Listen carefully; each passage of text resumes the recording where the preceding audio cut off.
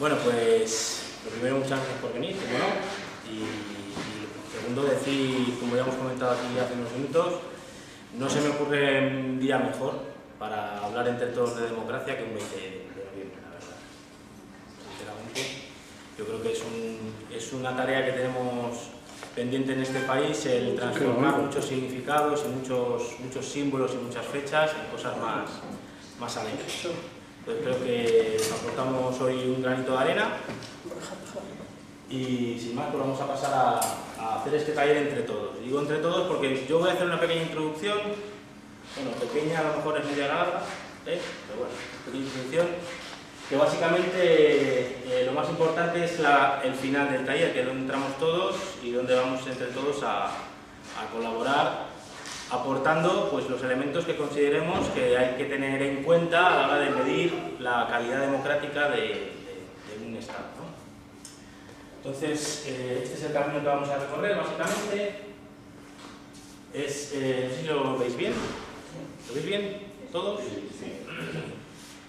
Para empezar, que se ha entendido históricamente por democracia, ya adelantamos que democracia prácticamente solo ha habido a partir del siglo XX, hubo una experiencia llamada nominalmente democracia en la Grecia antigua, pero lo que conocemos por democracia es a partir del siglo XX, y antes no solo no ha existido, sino que tampoco se ha tenido, se ha perseguido mucho, digamos, en términos históricos, prácticamente no, es una novedad, digamos, ¿no? En términos proporcionales históricos es una novedad.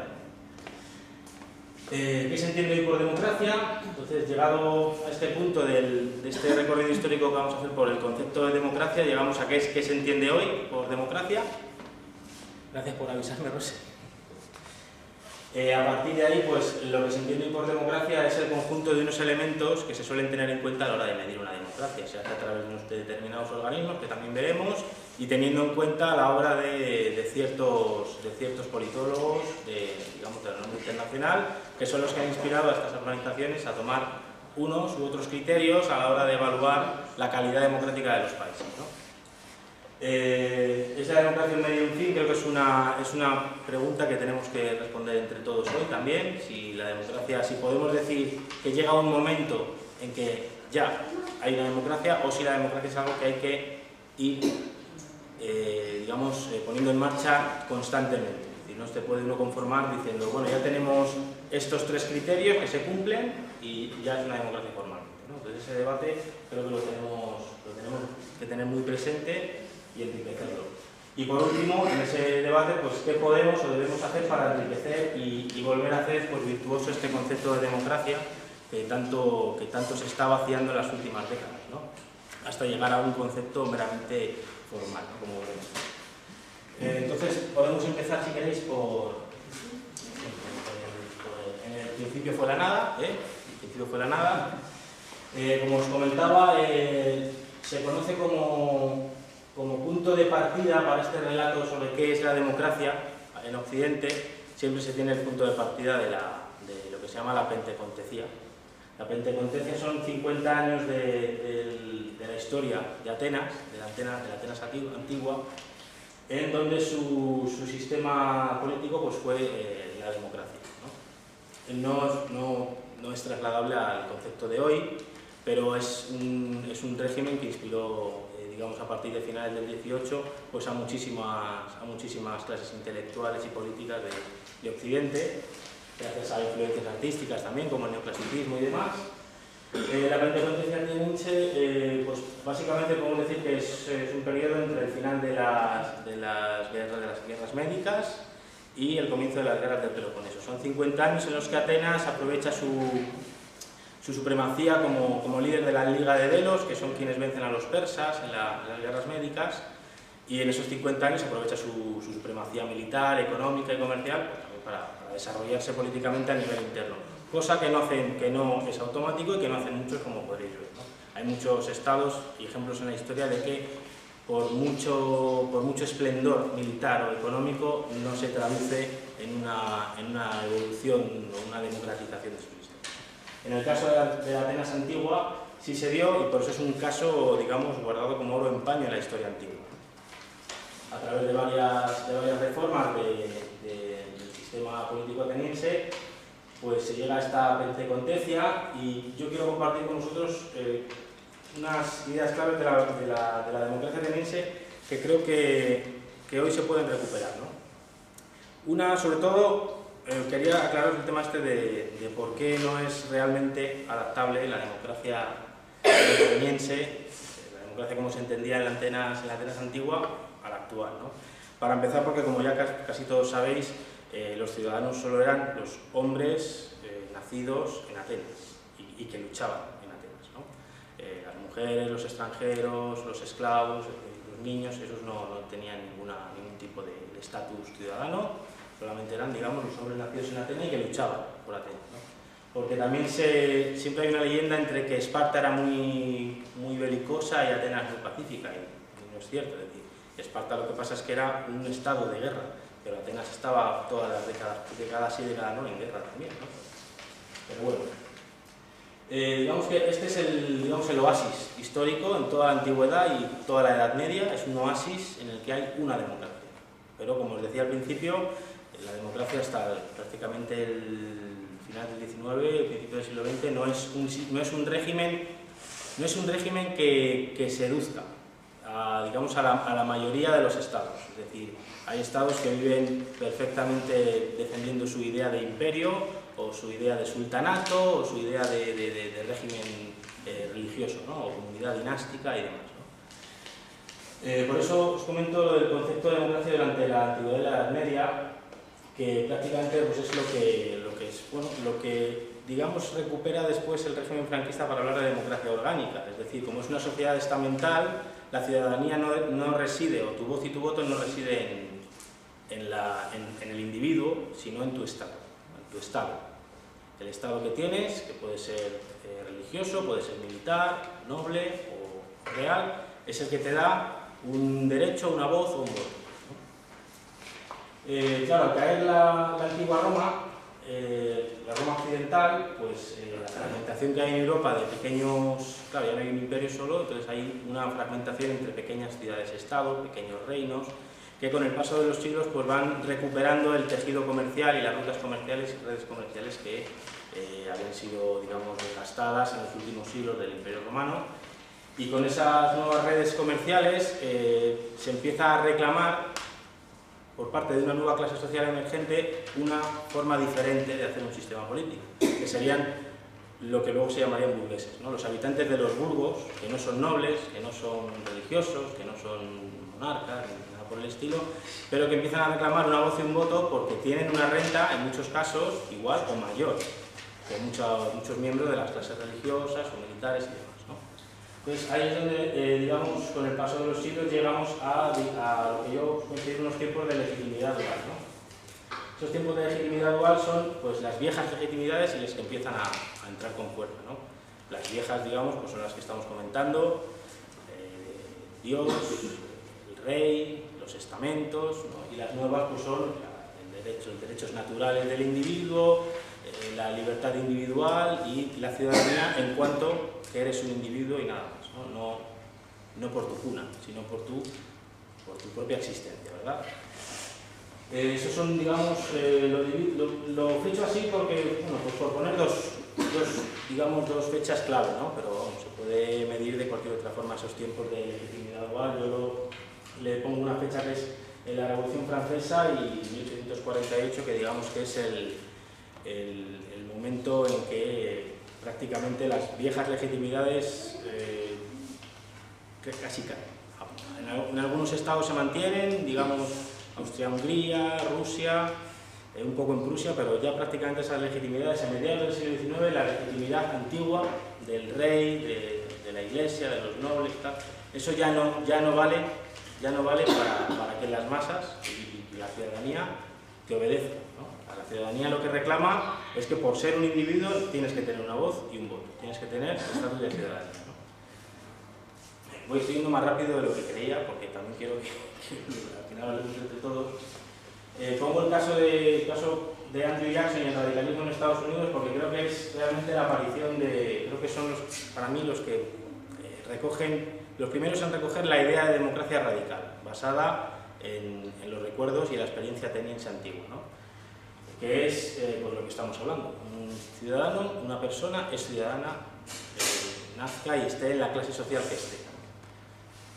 Entonces, yo considero que esa es la aparición de la dimensión política del concepto de democracia, porque, como digo, y como veremos, durante el paso del siglo XIX y XX, el concepto de democracia va a ir enriqueciéndose de más conceptos, no solo del formal, del decir vas, votas y devuelves a tu casa, sino que va a entrar el tema político de una persona, un voto, va a entrar el fenómeno del obrerismo como motor de la democracia radical en Europa, ¿no? Como es el obrerismo que en Estados Unidos va a ser también el mundo obrero, pero en Europa el obrerismo es el principal motor que va a traer la democracia, o digamos las reivindicaciones de democratizar los sistemas en Europa. Porque en el siglo XIX lo que realmente existe en Europa son sistemas liberales. Es decir, tú puedes votar, si tienes una X renta, que la ley te permite votar a partir de una renta, pues tú puedes disfrutar de tu libertad de expresión, de tu voto, de todo lo que tú quieras, pero tienes que tener una renta anual mínima, ¿no? Pues mira, para que os fijéis en las diferencias, en el año 1833 se reforma la ley electoral británica y se consigue que ya, con esa reforma, gracias a esa reforma, ya pueden votar 1 de cada 11 ingleses. En ese mismo año, en España todavía estamos aboliendo la Inquisición. No es que votáramos, es que ni votáramos. En ese año es cuando muere Fernando VII y termina la Inquisición. Fíjate las diferencias en los avances en democratizar en diferentes lugares, ¿no? Bueno, pues ya el cambio de siglo XIX y siglo XX, pues la democracia, como os comento, pues se va nutriendo de elementos, porque claro, como decimos, la gente va demandando su derecho a ser ciudadano y a tener su voz y su voto, pues a través, en este caso ya, a través del trabajo. Y el sufragio universal también supone la aparición de la condición social del concepto de democracia, es decir, tú por ser un miembro de la sociedad eres un ciudadano con los mismos derechos que quien gana 10 veces más que tú. Luego, pues seguido el tiempo, llegamos a un punto para mí muy importante, porque hasta los años 30 democracia podía suponer muchas cosas, pero en el caso de Europa Occidental llega un momento en que democracia tiene que ir ligado, cosa que aquí en España todavía no lo estamos intentando conseguir, pero en Europa Occidental llega un momento en que democracia se asocia al antifascismo. Y tal es así que, fijaos las alianzas que llega a haber en la Segunda Guerra Mundial. Churchill con Stalin. Churchill era una persona que 10 años o 15 años antes de verse con Stalin era un admirador de Mussolini, ¿no? Es decir, es algo increíble, ¿no? Entonces, incluso en el año 35 el Partido Comunista entiende que es el fascismo el principal. A partir del año 35 el Partido Comunista de la Unión Soviética, luego después extendiéndose al resto de los partidos comunistas de Europa, entiende que ya no es la democracia burguesa, o se deja en paréntesis la democracia burguesa, y es el fascismo lo que hay que derrotar. Entonces, identificar democracia con el antifascismo se va a convertir en un fenómeno global en toda Europa y por tanto en todo Occidente, ¿no? Y a partir del final de la Segunda Guerra Mundial se da lo que hoy conocemos como algo que es normal, pero que, pues, repito, que nunca había sido así. Es decir, que la democracia sea la forma de gobierno más deseable por la enorme mayoría de las sociedades del mundo no ocurre hasta después de la Segunda Guerra Mundial. Lo que yo os plantearé después es cómo es posible que, si prácticamente todas las sociedades entienden que la democracia es la forma de gobierno más deseable y que prácticamente todos los estados del mundo se autodefinen como democracia, ¿cómo es posible que tengamos democracias tan diferentes y sistemas tan diferentes, ¿verdad? Bueno, llegados a 1945, como digo, la democracia es la forma más deseable de gobierno desde el final de la Segunda Guerra Mundial, tanto en el lado digamos, del lado capitalista con las democracias liberales representativas, como en el lado comunista con las democracias populares, ¿verdad? Dentro de cada tipo también pues una heterogeneidad bastante considerable. ¿Qué sucede a partir de los años 60? Pues a partir de los años 60, para empezar, sucede un fenómeno de muchos tipos, sobre todo cultural, ¿no? Sobre todo cultural. Pero es que la revolución cultural de los años 60 y social justo empalma con la crisis estructural de los años 70 del capitalismo. Y ahí viene el gran problema. Ahí de repente nos encontramos, después de casi 30 años de lo que se llamaría el estado del bienestar, ¿verdad? nos encontramos ya con grandes contradicciones. ¿Se puede compaginar democracia y capitalismo indefinidamente? Pues ya empiezan los grandes debates. ¿Y qué podemos hacer en una crisis en la que empieza a subir el déficit muy parecida a la de ahora, digamos, por los síntomas, ¿no? Las crisis estructurales tienen unos síntomas inequívocos. Las contradicciones pues generan varias recetas. Y la que empieza a cobrar fuerza, para la desgracia nuestra, es la receta neoliberal. Y la receta neoliberal plantea que los privilegios que, digamos, los privilegios que eran de ellos y se han convertido en derechos para todos durante el último siglo prácticamente, a través de la lucha obrera y demás, pues tienen que ser, digamos, recortados para que se active, digamos, la economía y la democracia. Es decir, que no es solo por razones económicas, sino que también lo argumentan con razones políticas. Es decir, es que con todo el mundo con sanidad, bueno, esto lo habéis escuchado seguramente a Reagan y a más de uno, ¿no?, en aquella época, todos no podemos tener sanidad o todos no podemos tener vivienda. Ese discurso empieza a tener éxito a finales de los años 70, a principios de los 80. De hecho, hay una carta muy famosa de los años 50 del presidente Eisenhower, en la que le comenta a su hermano que si, hablamos del año 54, le comenta a su hermano que si hay un político que se le ocurra ir en contra de los planes de pensiones, de la seguridad social, del derecho a la huelga, el derecho a sindicarse y demás, dice a ese político, mañana mismo se le acaba la carrera y no lo vuelves a ver en tu vida. Eso en el año 54. 30 años después, Ronald Reagan vuelve a ser reelegido presidente de los Estados Unidos con lemas electorales como los ricos ganan muy poco y los pobres demasiado. Es que es una cosa alucinante. Cómo un discurso puede hundirte en un tiempo y en una época siguiente puede hacerte un campeón electoral. Es alucinante. Y es esa receta la que va a comenzar con el vaciamiento del concepto de democracia que durante el siglo anterior se había enriquecido. Con el concepto social, es decir, la democracia no es solo que se presenten unos partidos y se les pueda votar, sino que todo el mundo tenga derecho efectivo al voto, que haya libertad de expresión, separación de poderes y demás. A ver, vamos a seguir. Entonces, vamos a dar un bagaje histórico del viaje de la democracia, digamos, hasta prácticamente pues hasta hoy, ¿no?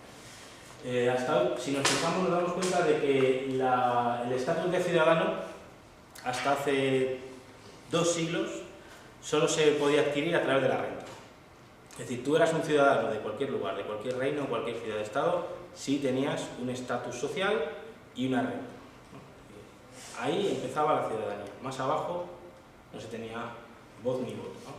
Se tenía voz, pero había que hacer motines para tener voz. Si no, no había voz ni voto ni nada. Entonces, claro, a partir del final del siglo XIX empieza a ser el trabajo, el arma, a través del cual la gente va a reivindicar la ciudadanía. Es decir, yo, independientemente de la renta que yo tenga y de dónde haya nacido y de dónde esté mi cuna, yo aporto con mi fuerza de trabajo a esta sociedad, igual que cualquier otro aporta su renta o lo que sea. Sin embargo, a partir de los años 60, y eso es algo que también vieron bastantes intelectuales de la época, es el consumo el que va a articular, digamos, las reivindicaciones de la ciudadanía. El consumo responsable, el consumo ecológico, cómo te identifica la ropa, cómo te identifica las marcas que consumes. Eso comienza ya a partir de los años 60 y en pocas décadas, digamos que se pasa de una ética, digamos, vital del ahorro y el trabajo al crédito y a la deuda y al crédito, ¿no? Como resultado, en vez de una economía de producción real, pues una economía de especulación. Es decir, no sé si habéis visto un documental de National Geographic que se llama Los años 80, y yo os lo recomiendo fuertemente porque es alucinante, porque narra cómo cambia la mentalidad de los americanos durante los años 80 en este sentido. Es decir, en el sentido de, por ejemplo, de pasar de que una familia media estadounidense tuviera una media del 6% de ahorro, al año 90 pues ya tenían una media de 10% de endeudamiento, ¿no? Es decir, ese mensaje, ese discurso de decir, pide un crédito y ya lo pagarás y dedícate tú coge el pelotazo y vive la vida, ¿no? En vez de decir, oye, con tu trabajo y tu ahorro vas vas medrando, ¿no? Entonces, pues como digo, en pocas décadas, prácticamente 2 décadas, 3, se pasa del ahorro a la deuda, ¿no? Del ahorro como fruto del trabajo y la economía de producción real a la deuda como fruto del crédito y la economía de especulación. Una economía que produce, no se sabe bien qué, produce valoraciones a futuro del valor del dinero y demás, ¿no? Las consecuencias, pues las consecuencias son pérdidas de certezas, digamos. Cuando digo cosmovisuales es por la forma de ver el mundo, ¿no? La forma de ver el mundo pues cambia muchísimo, porque creo que esto lo hemos hablado muchas veces entre nosotros, el sentir lo público como de todos o sentirlo como de nadie, ¿no?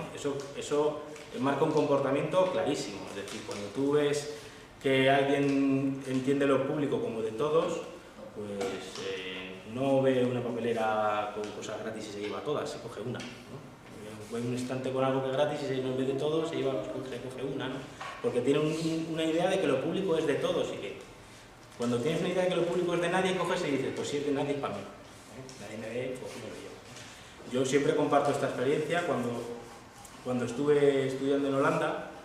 Claro, yo cuando llegué, pues empecé a ver que en el transporte público no había tornos, el tranvía te pedían ticket, y claro, yo decía, bueno, esta gente es boa, yo soy más listo que nadie, entro aquí gratis, qué bien, ¿no? Y tardas en darte cuenta de que el idiota eres tú, y además el idiota en el sentido además riesgo, es decir, una persona que no se interesa por los asuntos públicos y que piensa que si se puede aprovechar, se va a aprovechar, ¿no? Y porque, bueno, esto no falta ni que lo explique, evidentemente esto lo vemos todos los días, la mercantilización de la cultura y de la vida la tenemos clarísima, y además es una de las mayores tragedias que tenemos hoy en día, porque, como dicen muchos pensadores, desigualdad, pobreza, guerras, eso ha habido toda la vida, muertes, toda la vida ha habido eso. Lo que hemos de decir que ha habido toda la vida es esta sensación de asimilación, ¿no? De decir, bueno, pues será que es lo que tiene que ser. Eso es producto también en parte de la mercantilización de la cultura y la vida y de la atomización de la sociedad, ¿no? Yo creo que algunos ya conocéis el tema del posmodernismo, ¿no? Esta corriente intelectual y filosófica que nos habla de que los grandes relatos se han acabado y que prácticamente pues, que cada uno construye su microrelato, ¿no? Es decir, los relatos que te hablan de que unidos se puede cambiar la sociedad, ahí ya flaquean, ¿no? Ya mejor que cada uno vaya por su lado, ¿no? Y eso genera pues, los resultados que estamos viendo en las últimas 2 décadas, ¿verdad? Entonces, como resultado de eso, pues hoy, en estos años, estamos viendo que intentamos recuperar otra vez los elementos que hacían de la democracia pues, un concepto virtuoso, ¿no? Un concepto de decir, no, pues mira, si aquí hay elecciones libres y se pueden presentar los partidos, ya está, ya te puedes ir, aquí hay democracia. Bueno, ¿y qué pasa con la desigualdad? ¿Y qué pasa con el nivel de la sanidad pública? ¿Qué pasa con la vivienda? Que es un negocio y ahora mismo hay una generación o 2 que no pueden ni siquiera asumir una vivienda. Eso es trágico y dramático para cualquier país, para cualquier sociedad, que tenga una generación paralizada porque ni puede trabajar, ni puede ahorrar, ni puede consumir. Eso es riesgo de colapso incluso. Es algo muy grave. Entonces, lo que yo os quería decir era, lo que quiero partir para que empecemos la charla es, mira este mapa, este es el mapa de autoidentificación, vamos a ver si puedo acabar por aquí. Este es un mapa de, bravo Santi, vale, igual. Es un mapa de autoidentificación con la democracia en el mundo. Y si os fijáis, hay, según la ONU, quiero recordar, creo que hay unos 206 estados en el mundo. 206 estados. Solo 6 pasan a identificarse con la democracia. Y son, bueno, ahora son 5, porque Fiji ahora sí se considera la democracia. Esta es una gran sorpresa. Fiji, Brunei, Bután, que no se ve aquí, es un pequeño sultanato muy chiquitito, Bután, Omán, Arabia Saudí y los Emiratos Árabes. El resto del mundo, cuando le preguntas cuando haces encuestas, siempre, mayoritariamente, la opción democracia es la forma de gobierno más deseada. Y cuando se hacen encuestas a nivel institucional, todas las instituciones se autodefinen como democráticas. O sea, no importa si es Canadá o si es China, o si es Estados Unidos, o si es Corea del Norte. Todas se autoidentifican con la democracia. Entonces, claro, la pregunta es, si todas se identifican con la democracia, ¿por qué hay tantas diferencias, ¿no? ¿Por qué unas se les llama dictaduras y ellos mismos se llaman democracias? Es decir, ¿por qué esas diferencias si todos se autoidentifican con una misma forma de gobierno? Pues, en parte por culpa de esa gente, en parte, ¿vale? Como ya que a partir del final de la Segunda Guerra Mundial la democracia es la forma de gobierno más deseada, pues empiezan claro, hay que intentar diferenciar qué tipos de democracia puede haber y qué calidad de la democracia hay en un sitio u otro, ¿no? Entonces, yo solo he recopilado cuatro politólogos y tres instituciones, tres organismos, digamos, los más relevantes a la hora del pensamiento sobre la evaluación de la calidad democrática, ¿no? Tenemos a Robert Dahl, un pensador estadounidense, un poquito, que él hablaba de la poliarquía. Él planteaba que como una democracia real nunca puede ser en su extremo llevada a cabo, ¿no? Porque siempre hay, digamos, minorías o gente en los márgenes, ¿no? Grupos en los márgenes, gente que tiene más poder, como los lobbies y demás. Pues él plantea la poliarquía como la mejor de las democracias, ¿no? Es bastante, es un pensamiento bastante norteamericano, en el sentido del respeto al lobby, ¿no? Y que el lobby tiene que tener un lugar en la sociedad. Es un pensamiento que va a influir, en mi opinión, desgraciadamente un poco, porque claro, todas las obras de estos pensadores evidentemente están muy bien argumentadas y demás, pero también hay otros huecos que se dejan, ¿no? Y es los que vamos a intentar rellenar. Robert Dahl habla de poliarquía. Juan José Linz es un politólogo español, posiblemente el politólogo español más famoso de la historia. Juan José Linz es el autor de un planteamiento muy curioso y que además luego iba a repercutir incluso en la política exterior de muchos países. Juan José Linz, de los años 60 y 70, plantea que hay regímenes autoritarios y regímenes totalitarios.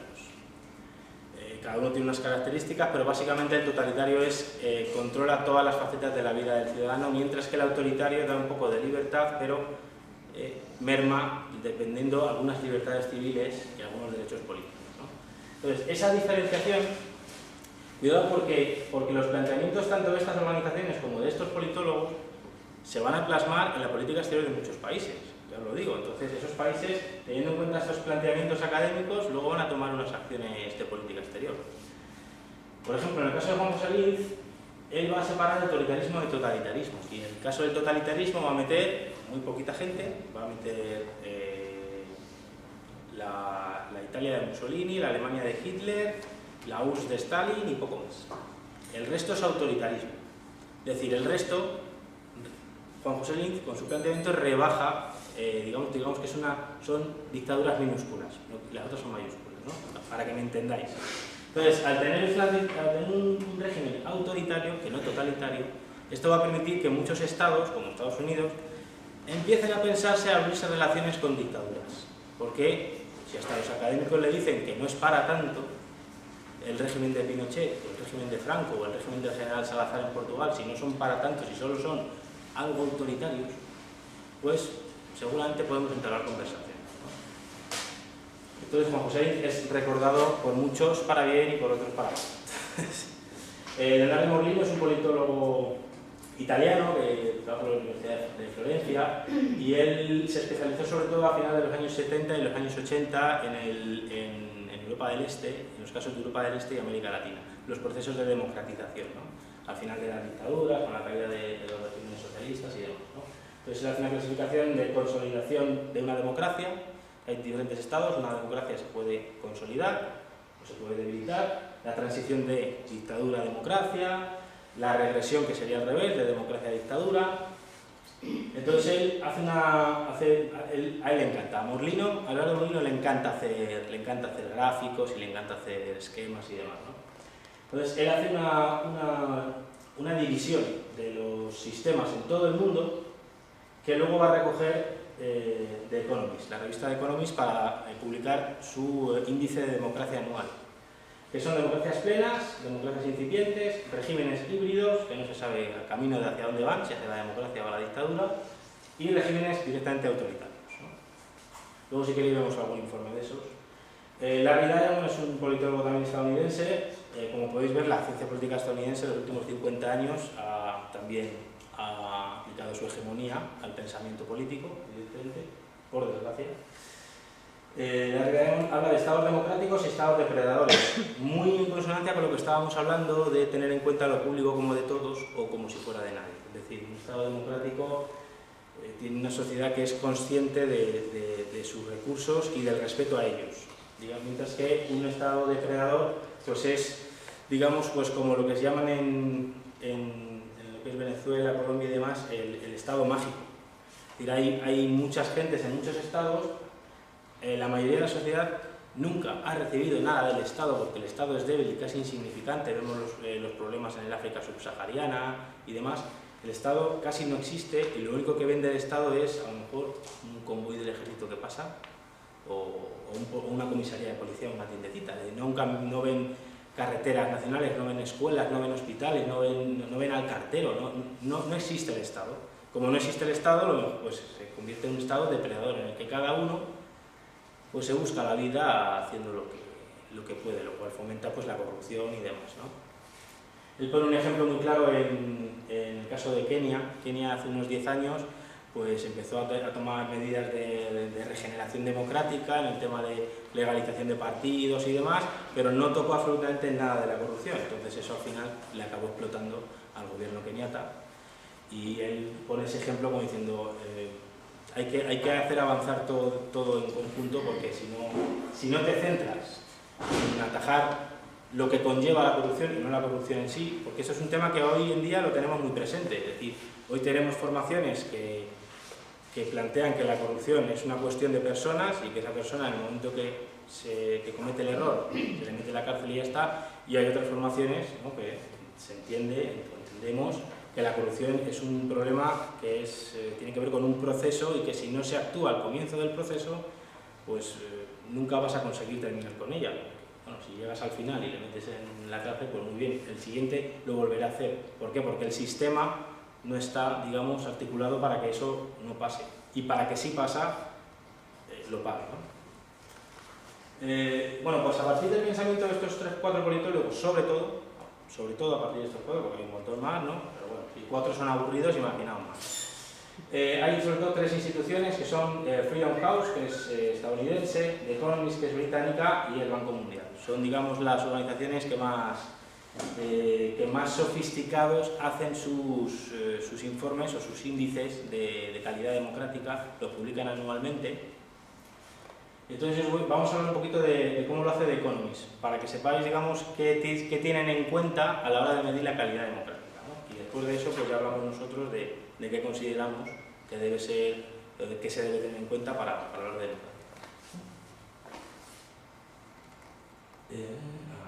Pues mira, os comento, por ejemplo, lo tengo por aquí apuntado. El Democracy Index es la publicación anual de Economist sobre el índice de calidad democrática en todo el mundo. Se publica, ya te digo, se publica una vez al año. Y busco aquí datos desde 2007 hasta 2014. 2009 no lo publicaron, no recuerdo bien por qué, pero no lo publicaron. Yo estuve buscando un montón y no hay nada. De hecho, en los balances que hacen ellos en evoluciones históricas de la calidad democrática de un país y tal, 2009 aparece en blanco incluso en sus propios informes. No sé qué hicieron en 2009, se pondrían de huelga, no sé, algo así. Entonces, básicamente lo que ellos hacen son 60 preguntas.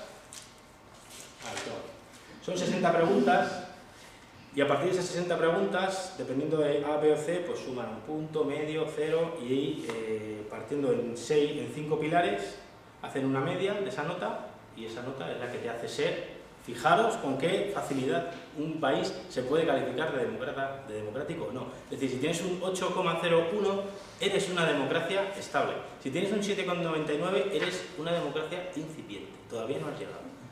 Por dos centésimas. Es una cosa absurda. Pero es que estos planteamientos académicos, como os digo, se exportan luego al pensamiento político y por tanto a la acción de la política exterior y del discurso de casi todas las formaciones, ¿no? Ellos tienen en cuenta, digamos, cinco cosas. Una es proceso y pluralismo electoral, funcionamiento del gobierno, participación política, cultura política y libertades civiles. Entonces, de esos 5 pilares, las 60 preguntas, hacen una media y lo que saques, ahí lo tienes, ¿no? Yo os tenía puesto aquí algunos ejemplos, ¿no? Por ejemplo, el tema de España. España, como veis, pues ha ido bajando evidentemente y además está en el puesto 25. El puesto 25 es el último puesto antes de entrar en democracias incipientes, es decir, de bajar de rango. Yo no sé todavía cómo se ha mantenido, la verdad, no sé cómo lo han metido, pero se mantiene ahí. Quería compararlo con la calidad democrática en Estados Unidos, porque Estados Unidos, al contrario de lo que se piensa siempre, porque siempre se dice la mayor democracia, la mejor democracia del mundo y demás, Estados Unidos nunca, desde que existe The Economist, ni siquiera el Banco Mundial, nunca ha entrado ni siquiera en los 10 países con mayor calidad democrática. Nunca. En ninguna gran publicación de calidad democrática, nunca ha entrado. Igual tiene que ver por ejemplo, con el hecho de que para ser candidato o para ser senador, pues tienes que ser prácticamente millonario. Eso, pues digamos que mucha igualdad de oportunidades para toda la ciudadanía no es. Entonces, como veis, Estados Unidos prácticamente está, pues, de España muchos años, ¿verdad? Si, otro que os he puesto, fijaos que es que la puntuación, ya os digo, a partir de 8, por debajo de 8 ya no eres una democracia plena. Con 7,99 eres una democracia floreciente, incipiente, pero todavía no.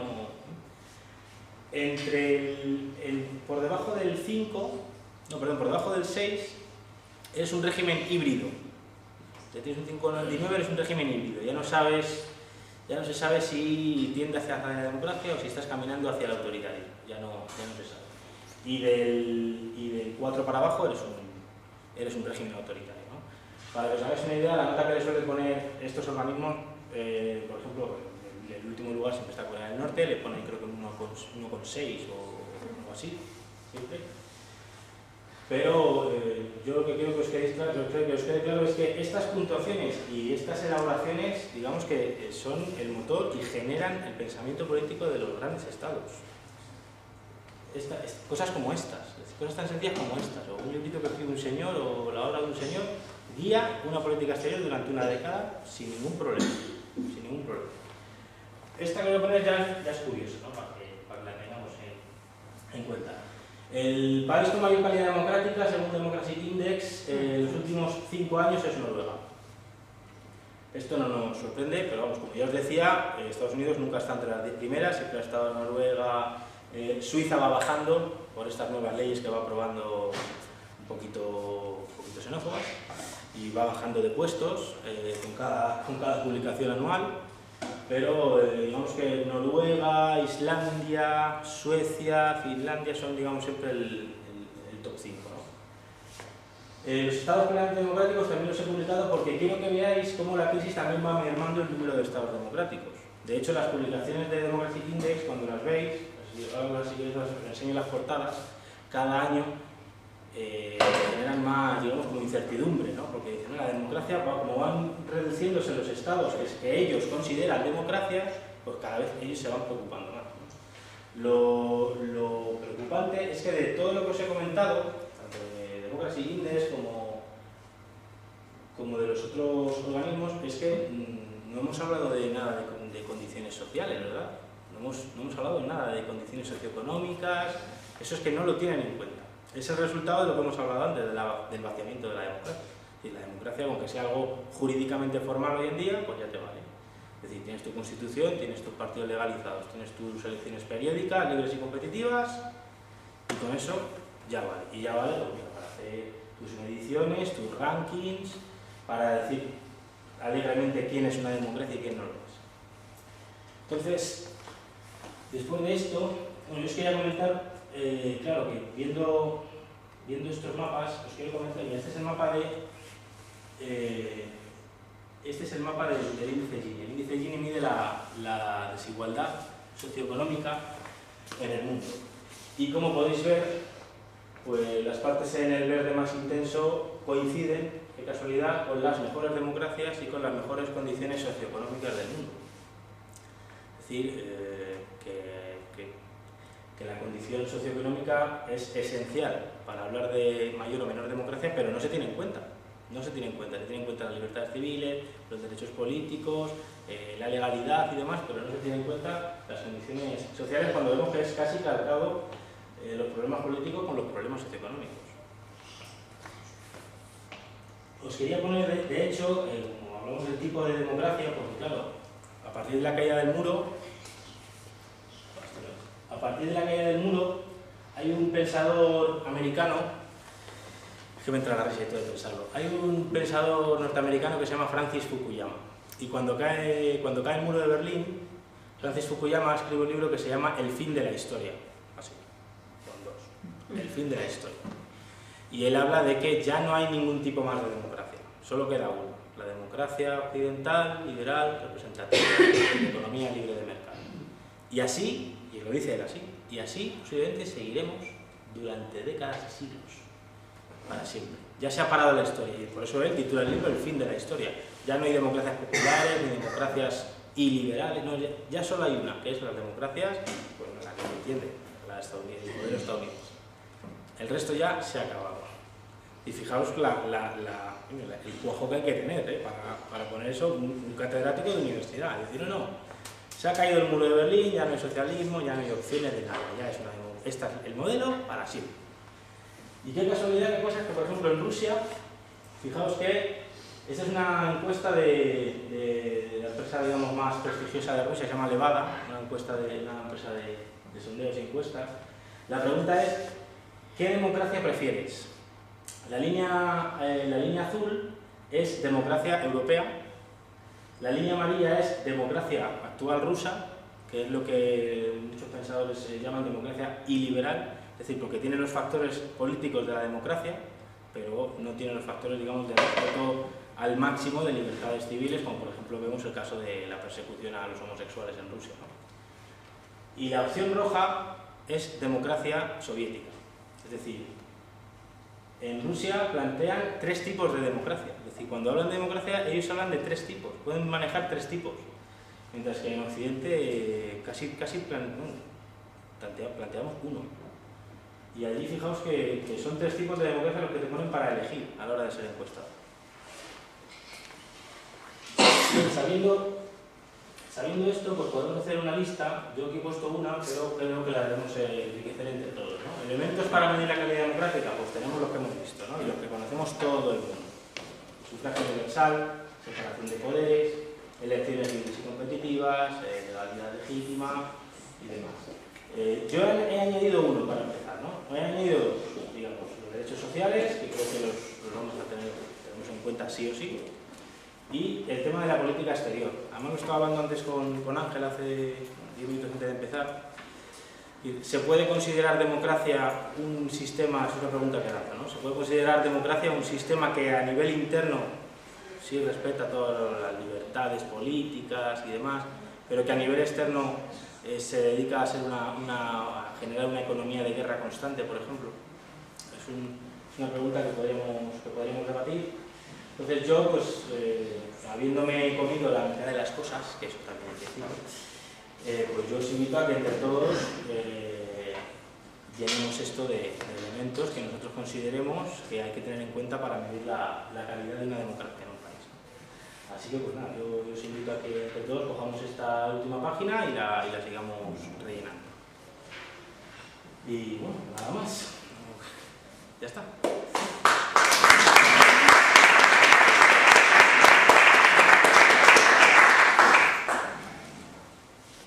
¿Alguien quiere comentar algo? ¿Alguna cosita? ¿Algo que veáis que no...? Digamos, en una sociedad, yo pensaba que a nivel comunismo arrastra la crisis a nivel europeo. Hay un gran debate sobre ese tema. La gente piensa que la caída del comunismo trajo incluso a la crisis. Aparte del se ha un momento, por ejemplo, ahora el tema de Rusia que está tratando a Ucrania, mucha gente no entiende parte de crisis cuando los países del este se han disuelto, por ejemplo, el gobierno que sí, lo que eran los países del Pacto de Varsovia. Sí, hombre, además es que no sé si si la caída de Europa del Este ha generado la crisis, pero ha ayudado seguramente. ¿Por qué? Porque la crisis se genera dentro de un sistema capitalista en el que la propia desigualdad... Pues, bueno, yo quiero comentar, luego, claro, así se han sacado muchas cosas que no piensan de que desbloquear la famosa línea roja y la línea azul, sí, como se suele decir. Yo también aquí nos hemos dado cuenta de que los falsos liberales, estos fascistas que ha habido, vamos a ver, nos han dicho que todo lo que oponía a izquierda, o sea, a era lo que es, porque se han tenido unas democracias liberales que son auténticos fantasmas, que es donde, digamos, la mayoría de los capitales que solamente los están teniendo en Europa, a veces créditos, aquí los grandes capitales, los grandes capitalistas, las grandes economías, las que se, digamos, los grandes grupos, que solo están manteniendo los gobiernos. Sí, yo, bueno, como te comentaba, el final del comunismo genera lo que el historiador Josep Fontana llama la mayor venta de bienes públicos de la historia. Es decir, el ritmo y las cantidades de bienes públicos privatizados desde Berlín Oriental hasta el final de la URSS es la mayor venta y subasta de bienes públicos de la historia, que genera evidentemente unas cotas de desigualdad 10 años después de la caída, pues al nivel de Europa o más, ¿no? Y evidentemente, claro, eso ayuda, ¿no? Esa desigualdad pues ayuda evidentemente a que se agudice la crisis, claro. Y claro, estoy totalmente de acuerdo contigo. Aquí evidentemente todo lo que ha olido de izquierda era como, ¿no?, que viene el coco, ¿no? Pero de hecho aquí tenemos en España tenemos un enquistado, algo pendiente, y es hacer entender a la sociedad que ser republicano no es ser de izquierda, ser republicano es ser republicano. Es decir, luego tú puedes ser lo que a ti te dé la gana, es decir, liberal, socialista, católico, lo que te dé la gana, pero ser republicano es ser republicano. Es decir, no decir que quieres una república no es decir que quieres... ¿no? De hecho es que la mayoría de las democracias son repúblicas, es decir, democracias con monarquía hay en Europa y las hay porque la familia monárquica en su caso o se lo ha montado muy bien o en su día le marcaron un camino del que no se puede salir. O, como en el caso de algunas monarquías del norte de Europa, porque un día salieron al balcón y dijeron yo voy a luchar con vosotros contra el fascismo, cosa que no hicieron otras, ¿no?, sino todo lo contrario. Entonces por ahí se han salvado muchas, pero evidentemente, claro, además es uno de los retos que tenemos en Podemos, el llevar las reivindicaciones que tradicionalmente han sido izquierdas, pues como una forma de pensar todo el país, ¿no? Es decir, esto no es patrimonio de una bandera o de un símbolo, no, esto es patrimonio de que creemos que con estas ideas podemos hacer un país mejor, ¿no? ¿Tú crees, Santi, que la Constitución española, que tenemos en vigor, la del 78, dentro de los elementos a medir de la calidad democrática, cumple, sobre todo en varios de esos puntos, y si no lo cumple, una de las ideas de Podemos es intentar que se revise la Constitución, no que se derogue ni hostias, pero que se revise? Hay tres puntos que yo creo primordiales. Uno es la separación de poderes. Sabemos que actualmente no hay una separación de poderes de facto, porque tanto los tribunales de más alta instancia como el Tribunal Constitucional lo están eligiendo a dedo los partidos gobernantes, con lo cual esa separación de poderes que la Constitución española dice, yo creo que se está cumpliendo. En segundo lugar, también está el tema de los derechos sociales. Se habla mucho de que los derechos sociales están amparados por la Constitución española. No es cierto, o al menos no está bien desarrollado, porque evidentemente el derecho a la vivienda, estamos viendo lo que está pasando, el derecho a la salud y a la educación y dentro del mismo. Y ya por último, yo creo que dentro de la Constitución española, el primer apartado que dicen es el Reino de España. ¿Quién ha decidido que esto sea un reino? ¿Lo ha decidido el pueblo español? No. La pregunta es a lo que estaba comentando, monarquía o república. Tendrá que decidirlo el pueblo, ¿no? Digo yo. Con lo cual, y ya termino. Mi pregunta es, evidentemente, yo creo que hay que cambiar la Constitución, sobre todo en puntos que están así, que no medirían bien esa calidad democrática que estamos diciendo.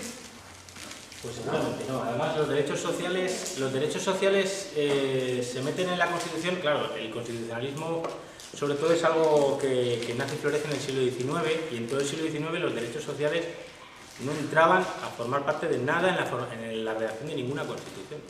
La Constitución te consagraba qué era tu país, si era una monarquía, un parlamentaria, tal, quién podía votar, y la libertad de expresión, poco más, la relación con la Iglesia, ya está. Los derechos sociales no se constitucionalizan hasta el año 1917, por primera vez, en la Constitución mexicana, en la Constitución de Querétaro, la primera vez que se constitucionaliza, por ejemplo, el derecho al trabajo.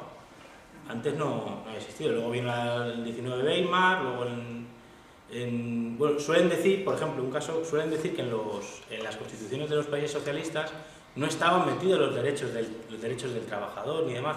Claro, porque ellos asimilaban que ciudadano, para ellos era una obviedad, porque ciudadano era trabajador. Entonces no había que meter en la Constitución esos derechos, porque esos derechos se daban por hecho. Es decir, el derecho al trabajo se daba. Entonces, en ese sentido, claro, los derechos sociales siempre han molestado en las constituciones, porque y a la mínima se intentan quitar. Hace unos años, el jefe de la patronal francesa decía, literalmente, que había que extirpar de la Constitución francesa todos los apartados que habían metido el Consejo de Resistencia de Francia, ¿no? El consejo que echó el fascismo de Francia. Y todo lo que metió esa parte social, él decía que había que quitarlo, ¿no? Para quitar lastre, ¿no? Y tienes toda la razón, evidentemente la Constitución española, además, solo viendo el número de constituciones en las que se inspira, ya ves que es una amalgama que hay que armonizar mejor, y abrir el melón en muchos casos, ¿no?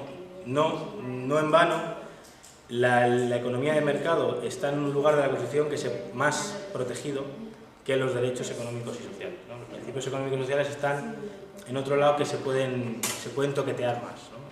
Dígase reformar. Y una última preguntilla. En el tema que está ahora muy en boga, del tema territorial, por el tema de Cataluña y demás, hacen hincapié mucho en el famoso artículo 155, que se puede aplicar, que no sé qué. ¿Me puedes explicar qué es ese artículo? Porque yo realmente, si lo conocen más o menos, el artículo que en el caso hipotético de la desconexión de Cataluña y que se quiera delimitar, claro, ese artículo realmente ¿qué dice? El artículo básicamente habla de la suspensión de autonomía, que es otro artículo que se hace, pues como se hizo la ley de huelga en este país. La ley de huelga se hace con miedo a los sindicatos, y se hace con prisa y con miedo a los sindicatos. De hecho, es que en la propia ley de huelgas no pone la palabra sindicatos. En la ley de huelga del 77, preconstitucional por cierto, no pone la palabra sindicatos, porque es que no los podían ni ver. Entonces, y con la Constitución en muchos sentidos pasa lo mismo. La Constitución española es la única en todo el mundo que yo conozca que, para contentar a todos, habla de unidad de la nación única e indivisible, pero luego reconoce nacionalidades dentro de una única nación. Es decir, es una contradicción, y como esas son muchas más. En el caso del modelo territorial, pues es ese, ¿no? Siempre hemos escuchado mucho la expresión esta de café para todos. El café para todos, igual que la LOAPA, pues es un intento de hacer que las reivindicaciones de ciertos lugares del Estado pues se armonicen, dando autonomía a todos.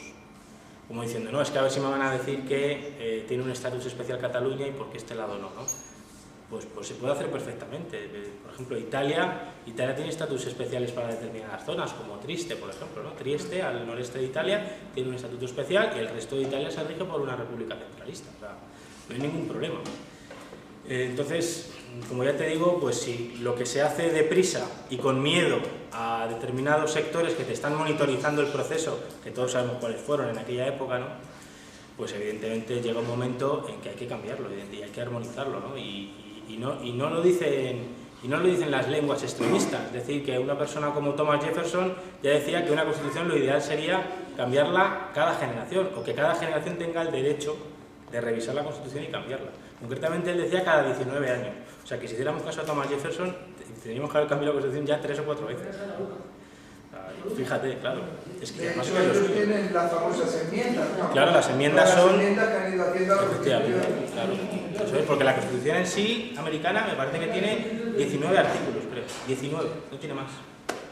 Inglaterra no tiene Constitución, es la compilación de habeas corpus y determinadas leyes fundamentales, de reformas electorales y tal, y todo se hace un compendio de todas, pero no es una Constitución formalmente, ¿no? Yo estoy pensando que si las democracias constitucionales, como nos acabas de explicar, el proceso de las democracias constitucionales en todas las épocas, si hubieran cumplido al menos el 50% de lo que indican, evidentemente no estaríamos como estamos, pienso yo. Y entonces la pregunta es,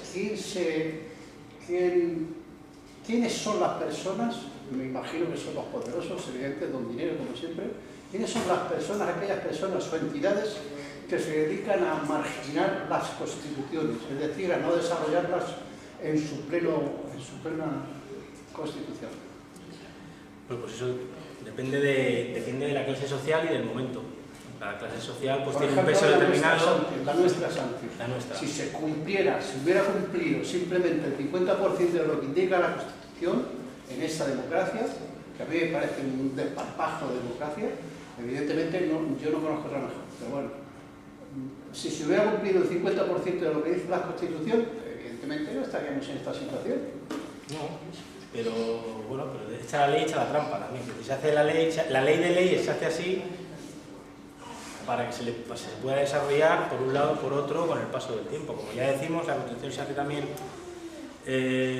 determinada prisa, no con la calma suficiente, porque como comentábamos, hay determinados sectores que están monitorizando lo que diría Leonardo Morlino, la transición a la democracia, la está monitorizando el ejército, la está monitorizando la Iglesia, la está monitorizando los cuadros del Estado que siguen siendo del régimen, ¿no? Entonces, todos esos sectores están monitorizando la redacción de la Constitución, la redacción de la ley de huelga. Entonces todo eso evidentemente tarde o temprano tiene que volver a retocarse, porque claro, hoy en día tenemos la posibilidad de hacerlo sin que aquellos sectores nos monitoricen, o bien que aquellos sectores intenten presionar, pero que nosotros consigamos que el peso de sus digamos, sus acciones pues no nos presionen, ¿no? Y que tengamos la libertad de poder cambiarlo, ¿no? Y de poder modificarlo. Yo en el fondo creo que el gran problema, y lo vemos por ejemplo en las olas migratorias, ¿no? El gran problema es que el sistema que tenemos, siempre decimos, ¿no? El sistema, los antisistemas, el sistema que hablamos siempre es el sistema capitalista, es decir, el sistema social llamado capitalismo histórico, que se divide que tiene el gran defecto de dividirse o de estar compuesto de dos ejes totalmente diferentes. Uno es un solo mercado para todo el mundo, un único mercado para todo el planeta, pero una división política de 200 estados. Entonces, esa contradicción pues genera lo que vemos ahora, ¿no? Es decir, hay lugares del mundo que están concentrando toda la riqueza. Entonces, claro, eso tiene la contrapartida de estar exprimiendo y estar dejando en la depresión y la miseria otras zonas del mundo. Los habitantes de esas zonas quieren irse a donde se está concentrando la riqueza, pero en su camino, dicen, coño, en el camino de, claro, si esto es un mundo, si es un mercado para todos, yo quiero ir allí a tener esas oportunidades. Que sobre el terreno dices, pues claro, tienes todo el derecho. El propio pensamiento liberal tan hegemónico te da ese derecho de ir allí a buscar tu oportunidad, pero ahora tienes que pasar no sé cuántas barreras, no sé cuántas aduanas, no sé cuántas fronteras, ¿no? Entonces, o tenemos 200 economías acorde con 200 estados, o un solo estado mundial con un solo mercado, porque si no, esas contradicciones generan esto. Es decir, tú puedes poner las leyes y las leyes de leyes, ¿no? Que se llaman las constituciones, ¿no? Las leyes fundamentales que tú quieras, pero los problemas socioeconómicos te van a hacer muchas veces olvidar los problemas, los principios políticos. Eso es lo que ha sucedido muchas veces, ¿no? Es decir, se intenta hacer una democratización de un Estado con todas las mejores intenciones. El caso, por ejemplo, de Sudáfrica es muy revelador, porque con Mandela se consiguen democratizaciones en muchos sentidos políticas, pero la lucha contra la corrupción pues no se consiguen los éxitos deseados, y en la lucha contra la desigualdad y la pobreza tampoco. Entonces, tienes el problema de que políticamente puedes ir avanzando, pero si la cuestión socioeconómica sigue estancada y va peor, pues al final también te va a tirar por la borda tu actividad política. Y en la actividad política entra la Constitución, no entra cualquier ley fundamental, ¿no? Entonces tú puedes hacer la Constitución respetando los derechos, las libertades y demás, pero como empieza a venir las vacas flacas en materia social y económica, pues se empiezan a olvidar esos principios políticos, claro. A lo mejor para cumplir el 100% de los principios de la Constitución española, por ejemplo, a lo mejor tenemos que refundar el euro o salirnos del euro. A lo mejor, es decir, no digo que haya que, pero a lo mejor, porque a lo mejor para volver a darle fuerza al blindaje, ¿no?, de los derechos sociales de este país, a lo mejor necesitamos una banca pública. Una banca pública que genere un dinero para el Estado español.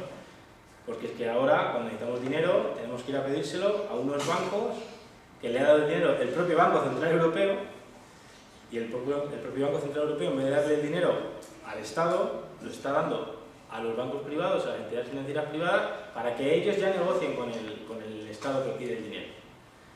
¿Entiendes? Es decir, tú, si tienes un problema, la gente que no es del euro, de la zona euro, tiene su banco central, su banco nacional. Y el gobierno pide a ese banco nacional generar un dinero o generar una deuda. Pero tú en España no puedes, porque en España quien controla la moneda de España es el Banco Central Europeo, que está en Alemania.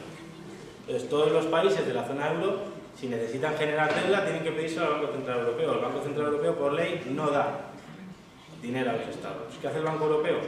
El Banco Europeo se lo da a las entidades privadas y ellas ya negocian con el Estado que necesita el dinero.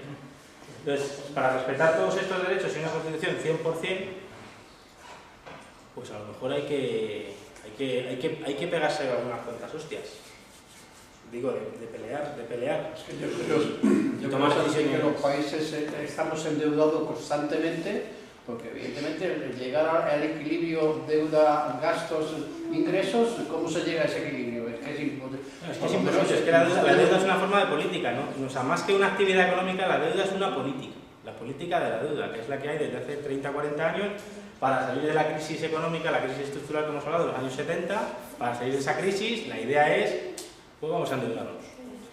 Yo ahora mismo, por ejemplo, no conozco, es que no sé si alguno conocéis, quitando Singapur, no conozco un estado, Noruega, un estado pero digo con deuda, aunque sea, da igual. Yo creo que Noruega no tiene deuda, porque es que presta, está comprando deuda soberana. Bueno, puedes comprar deuda y tener deuda, porque China tiene también deuda y compra mucha deuda. También. Pero bueno, sé que Singapur no tiene deuda ninguna. Pero prácticamente todos los países tienen deuda. Todos. Mira, España, por ejemplo, de los, digamos, 15, 20 grandes países de Occidente, pues España hace 10 años era la envidia en cuanto a deuda pública. O sea, España tenía un 35, creo recordar, 35% de deuda pública en 2005 o 2006. En ese mismo año, países como Japón, Bélgica o Canadá tenían ya el 100%, lo que tenemos nosotros ahora, o más de deuda. Pero llega la crisis y tú no tienes un banco que te deje dinero. Lo que tienes es... Alemania en este momento está por encima del 100%. Sí, Alemania lleva muchos años. De deuda, porque el problema de la deuda no es tener la deuda. Claro, lo que es la capacidad de pagarla, ¿no? Eso es.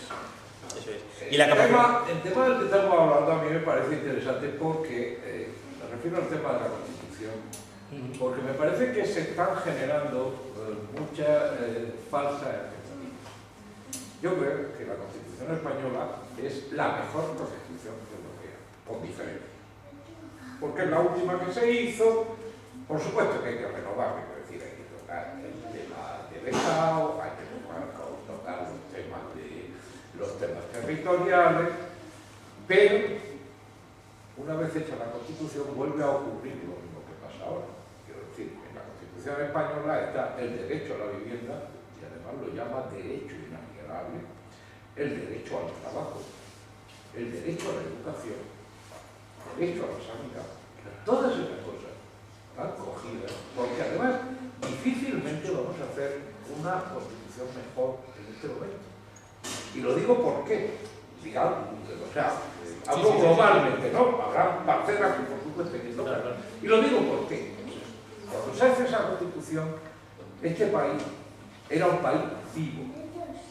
Es verdad que quedaban los viejos del régimen, pero bien talladitos estaban y bien escondiditos estaban. Y la Constitución, entenderé que esa Constitución la monarquía no la hubiera aceptado de ninguna manera, y por supuesto no hablemos del viejo régimen.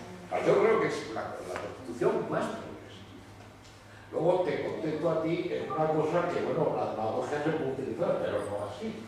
Que ¿quién votó que el Estado español era la monarquía? Pues la votamos los españoles, igual que el resto de la Constitución. Esto no quiere decir que las Constituciones no haya que cambiarlas periódicamente, porque los tiempos cambian. Entonces, es que a mí lo que me da mucho miedo es el salto al vacío. Es decir, no, y es que cuando venga la Constitución, porque eso ya lo tuvimos nosotros, o sea, cuando se murió Franco y llegó la democracia, el país iba a salvar. Y mirad dónde estamos. Quiero decir, el problema no es una ley. No, claro, claro. O sea, esa ley está ahí y lo que habría que exigir, lo primero que habría que, hombre, porque ahora mismo tenemos el problema catalán que nos cambia un poco los bancos. A mí me parece que lo que hay que salir a la calle todos los días es a exigir. Quiero decir, la separación de poderes está. La creación del constitucional es anticonstitucional, dicho sea de paso. Entonces, quiero decir, el problema es que no se cumple la Constitución. Y crear la falsa expectativa de que cuando cambiemos la Constitución esto se ha acabado. No, no se ha acabado, porque eso mismo fue lo que nos pasó a nosotros. Pensamos, bueno, esto ya, claro, cuando han pasado 40 años, ¿te das cuenta? Que el derecho a la vivienda no está desarrollado, el derecho a la sanidad no está desarrollado, el derecho al trabajo no está desarrollado. Entonces, a mí me parece que para luchar por eso hay que tener la idea muy clarita de que el problema seguramente no es tanto cambiar la Constitución, darle salida al problema catalán, si queréis plantearlo, si queremos al tonto o no lo queremos, eso a mí me da lo mismo. Pero a mí me parece que hay que exigir, repito, porque una Constitución en este momento, y solo por lo que tú has visto de la evolución entre el 19 y el 20 y lo que llevamos de 21, no sería ni la mitad de progresista que eso. La haga quien la haga. Quiero decir, hoy una Constitución no te va a garantizar de ninguna de las maneras el derecho a la salud, a la educación y a la vivienda pública. Claro. Entonces se consigue, claro. Y todo esto me llevaba al principio de tu charla a pensar si el cambio de siglo lo que no tiene que llevar aparejado, y esto es un pensamiento que se me acaba de ocurrir durante la vida, un cambio. O sea, que ya no tenemos que querer la democracia, que la democracia es algo del pasado y que tendremos que inventar, no sé cuál, la forma política del siglo XXI. Que no tiene nada que ver con la del 20, como no tuvo nada que ver con la del 21. Y luego solo un matiz, hablando de la democracia. España, entre el 33 y el 36, sí tuvo una democracia plena, a pesar de que la mayor parte del tiempo de la República, quien gobernó fue la extrema derecha, la CEDA. Pero a pesar de eso, fue la época del sufragio universal, fue la época del sufragio a la mujer, fue la época de los derechos de las cárceles. Es decir, España sí tuvo en ese momento, ya se encargaron unos y otros, digo unos y otros, los alemanes con la ayuda a la invasión española y luego el resto de los supuestos países europeos en no ayudar a la caída del régimen. Como que sabéis, la resistencia francesa fue organizada por los exiliados españoles, porque los franceses, igual que están haciendo ahora, ya hacían bastante por esconderse, bajo la promesa de Gaulle de cuando terminara la invasión se invadiría España. Y de ahí la resistencia de los maquis en la zona del Pirineo, esperando que llegaran los amigos, claro, los amigos no llegaron nunca. Sobre la Constitución, de cuando se creó la Constitución, yo me acuerdo entonces que el Partido Comunista de España tuvo un problema muy gordo, que era o dictadura o democracia, según la definición. Porque claro, si tú vas a mucha gente lo que era PC, nos calculó para nada. Algunos se tuvo que firmar o dictadura o de república. Y así que hay que, ahora mismo hay que preguntarse hasta qué empleado esa elección fue aceptada por aquel Partido Comunista, supuestamente no había proclamado por el comunismo, que sí que tenemos que estar. Hoy en día la Constitución, que hoy en día, hoy el joven de hoy en día está, la Constitución, sí, eso lo tuvimos, pero hoy el joven en día sabe lo que es la Constitución. Porque si encuentra un joven y te queda la Constitución, te preguntan, Básicamente, una constitución, todos los países del mundo tienen su constitución, porque una constitución es el acto de constituirse. Es decir, es un cacho de tierra de este mundo que coge y dice, este lugar del mundo se constituye en, y ya empieza, con sus derechos y derechos. Que haya constitución, técnicamente no quiere decir que haya democracia, ¿no? Pero justo con lo que me comentabas de la democracia, claro, porque esperas que llegue la democracia y dices, ya está todo arreglado, ya hemos hecho la Constitución, ya está todo arreglado. Eso está encerrado en lo que quería que comentáramos aquí entre todos, del tema de la democracia como fin o como medio. Es decir, sé que se pasó en los años 70, es decir, ya llega la democracia, ya llega la Constitución, como si fuera un trofeo, ¿no? La Copa de Europa, y dices, mira, ya está, democracia, ya nos podemos dedicar cada uno a lo... O por el contrario, democracia es interminable, es decir, no existe democracia sino democratización, o sea, constante. Tengas lo que tengas, tienes que seguir democratizándolo y democratizándolo. No, espera, que iba... Sí, solo un pequeño inciso. Lleva toda la razón Javier, yo tengo 54 años, es verdad que se votó esa Constitución, pero ni yo, ni más del 60% de la población actual de España la ha votado. Y como todo lo que es obsoleto, hay que cambiarlo. Cuando un coche te falla los frenos, le cambian los discos o las pastillas. Pues a esta Constitución no digo que nos la liquidemos. ¿Es la mejor que hay? Sí, porque es la que tenemos. ¿Que se puede mejorar? Por supuesto. Y eso es lo que queremos, que se mejore y que se haga una Constitución acorde a los tiempos actuales, al siglo en el que estamos y a los condicionamientos de esta sociedad y de la sociedad global. Y en eso estoy totalmente de acuerdo con Javier, pero que es cierto, yo no la voté y yo no he votado que esto sea un reino, y yo, antes de que me muera, quiero votar si quiero ser republicano o quiero ser un súbdito, y mis nietos también, nada más. Sí, ¿no? Y aparte que... Creo que hay niños.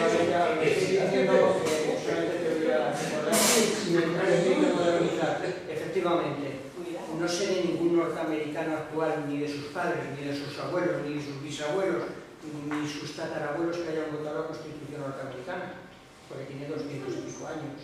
No sé de nadie. Las constituciones normalmente no se están cambiando todos los días. Son los derechos básicos que van evolucionando normalmente, a no ser que, claro, haya sido hecha la Constitución de ayer por la tarde. Entonces, claro, va evolucionando. Independientemente de que hay que evolucionar, por supuesto, hay cosas ancladas y, bueno, todo es mejorable. Aparte de eso, mi comentario era que estamos hablando de la democracia como, al fin y al cabo, es un sistema político, no económico. No te define la economía.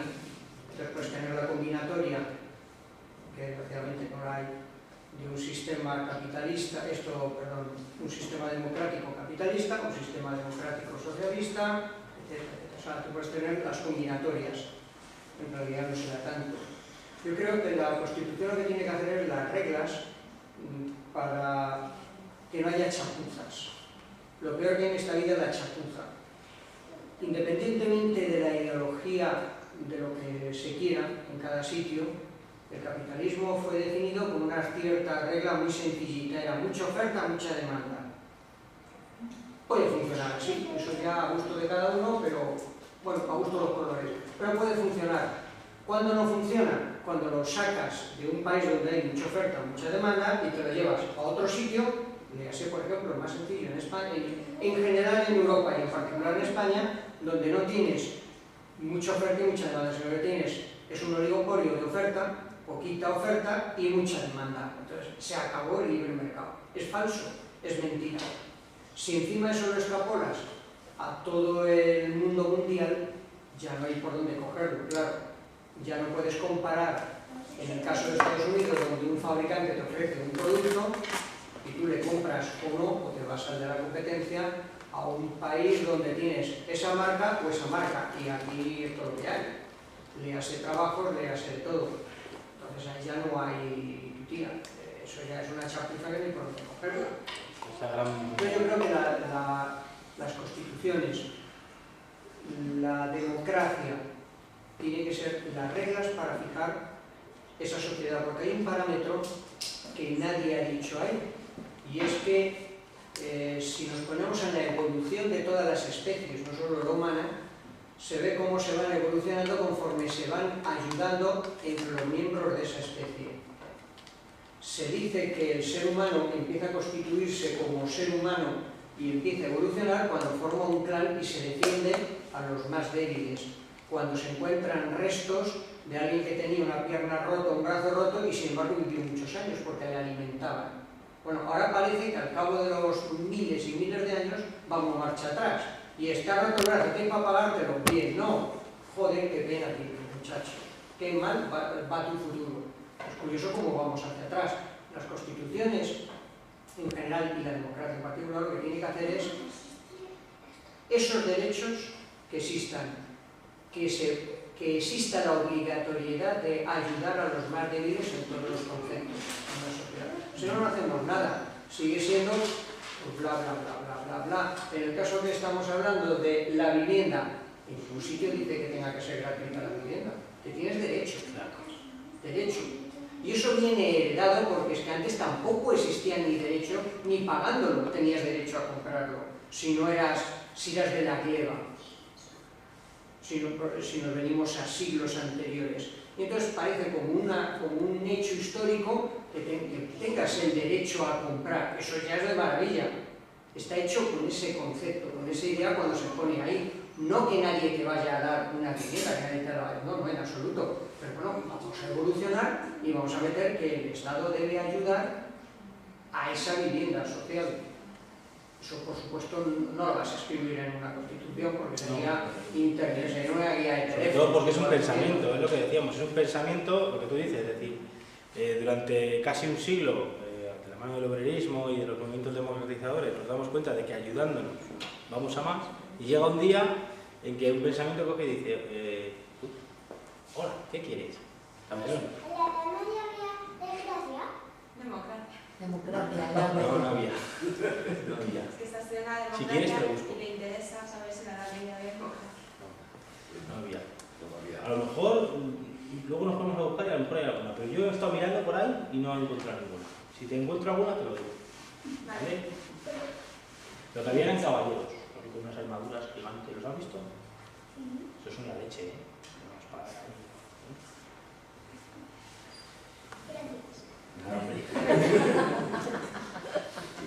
Bueno, sí, terminando lo que tú decías, es decir, es que ese es el pensamiento que permite, de decir, sálvese quien pueda, desde hace unos 30 o 40 años, el que permite que el Estado empiece a pasar de su implicación social.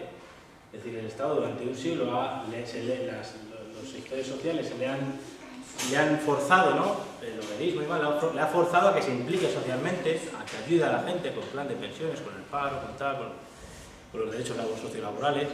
Y en los últimos 30 o 40 años, pues parece que no, que ahora ya tiene como legitimidad para retirarse. Porque hay unos pensamientos políticos y académicos previos que los legitiman, que a las instituciones, a las élites les legitiman. Dicen, no es que estos señores de las universidades, de los Chicago Boys, ¿no? De Chicago y tal, de Berkeley, nos dicen que el Estado tiene que empezar a quitarse el lastre. Entonces, si estos señores, que son los más listos, nos lo dicen, pues nos quitamos el lastre y sálvese quien pueda, ¿no?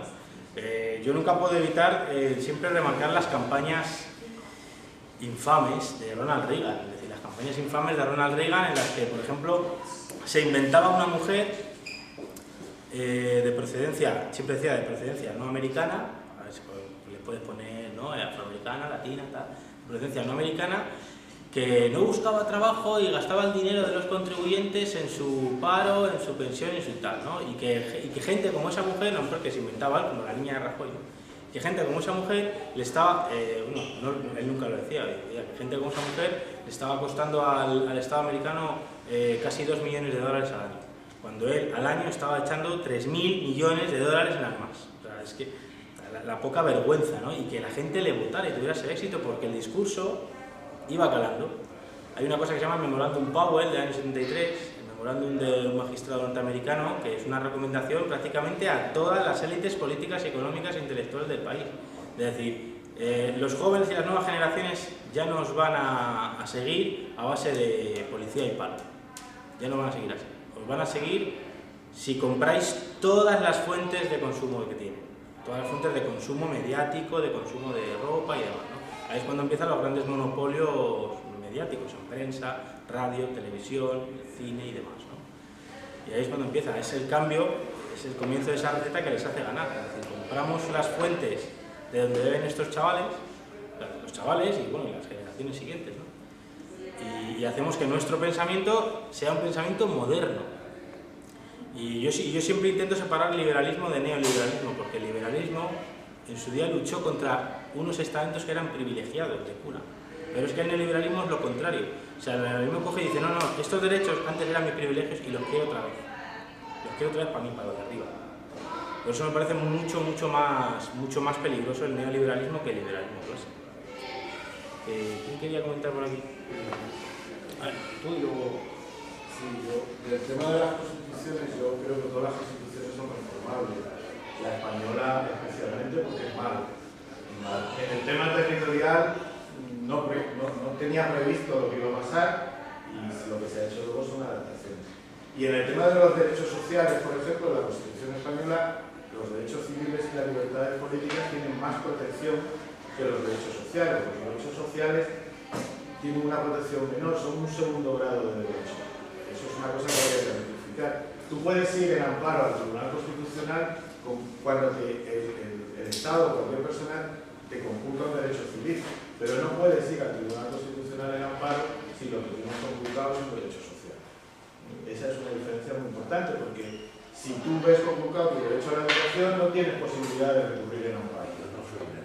No, ya, lo digo, que son cosas que nos parece que porque está en la Constitución ya están. Lo que yo quería decir es que simplemente no se han desarrollado. Tampoco. Ni para allá ni para acá. Tampoco. Pero además el nivel de protección es distinto. De hecho, la Constitución nace haciendo...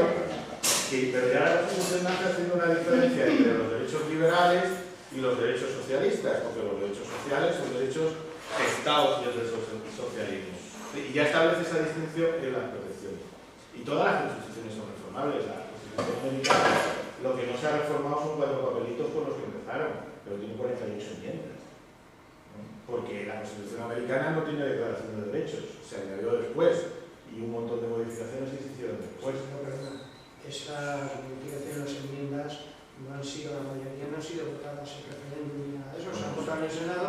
No, pero te digo, esos son los comentarios que decía 40 y tanta enmienda que en 200 años no me parece mucha enmienda.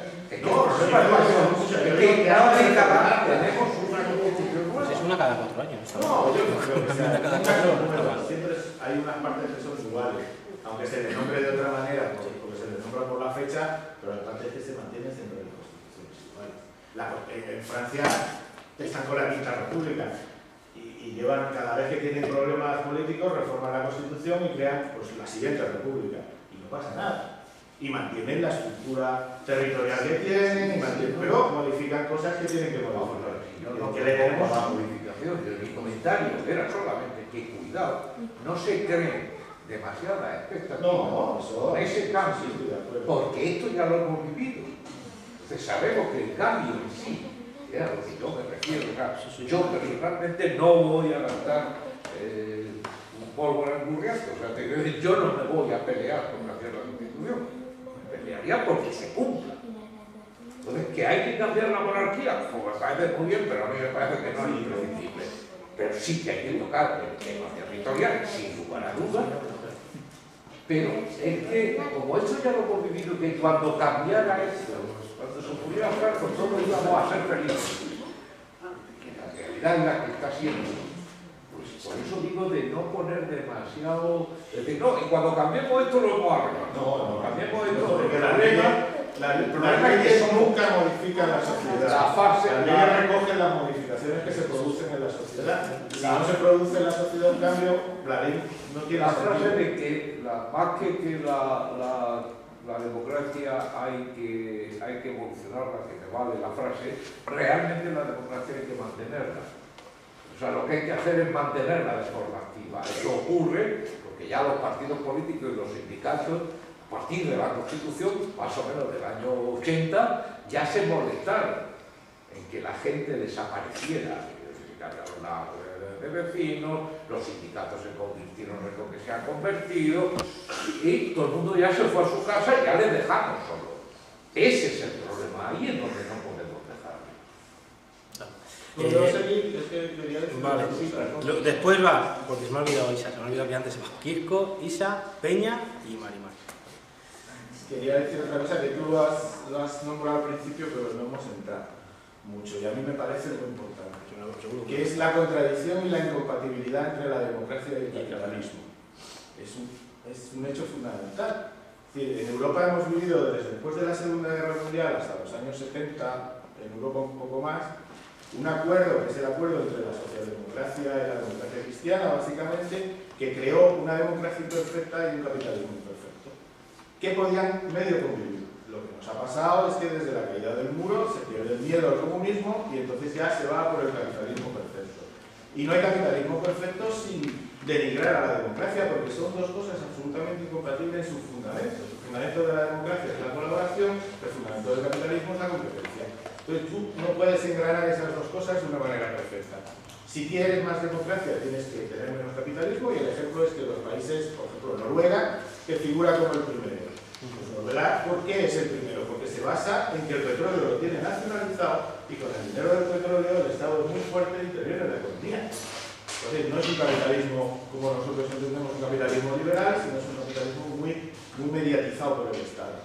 Y lo mismo pasa en Suecia y lo mismo pasa en Finlandia, que son sociedades en donde el peso del Estado en estos países, alrededor entre el 30 y el 35% de la población trabaja para el Estado directamente. Y hasta el 50% trabaja indirectamente. Es decir, el peso del Estado es muy fuerte. Entonces son democracias muy fuertes. En Estados Unidos, que nos sorprende a todos, el puesto que ocupa, pues el mercado es mucho más fuerte, la democracia es mucho más débil. Y eso es un elemento que nos han transmitido todo lo contrario, es decir, no hay posibilidad de democracia si no hay capitalismo, y en realidad son dos términos contrapuestos que están siempre enfrentados, siempre. Y cuando pretendes defender uno, tienes que ir contra el otro, no hay más. Y ahora sufrimos el hecho de que el capitalismo sea muchísimo más fuerte, o quienes defienden el capitalismo son muchísimo más fuertes, y eso solo puede suponer que la democracia es mucho más fuerte. Efectivamente. Quisco. Bueno, yo soy una cosa. Primero, tampoco debemos de hablar entre tanto erudito o eso. Siempre es mentira, todo. Eso es todo para tirar al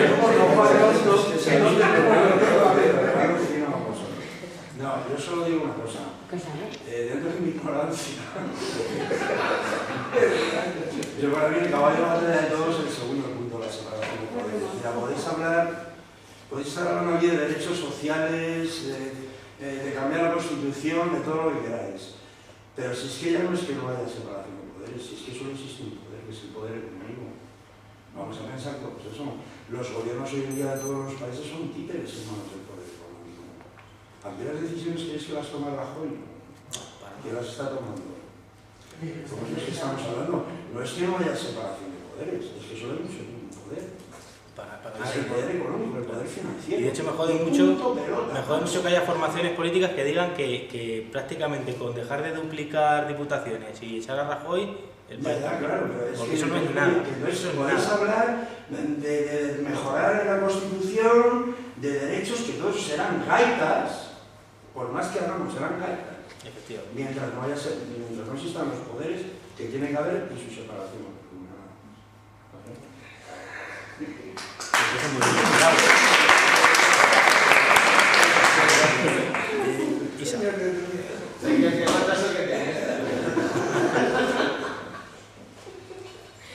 A ver, hay una cosa también importante en el elemento para calidad democrática que nos pasa un poquillo, que es la ley electoral.